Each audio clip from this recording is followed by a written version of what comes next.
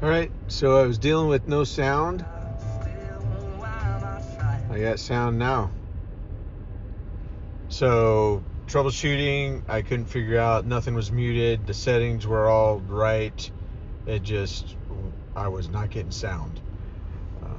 Googled the troubleshooting uh, tips, tricks, techniques. Checked, I didn't have any fuses. This is a 2020 TRD off-road 4Runner, and no fuses for a JBL sound system or an enhanced premium sound system. So that wasn't an option. Although when I was looking, I was reading things that, yeah, these radio heads are known to go out. It might be on its way going out, but right now I got it working again.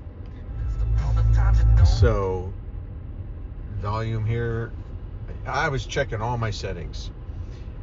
So ultimately, no fuses for an amp. I disconnected the battery and reconnected it.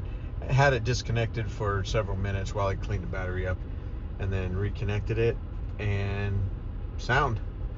So easy fix. I didn't relish the thought of spending several $100s on a new radio head.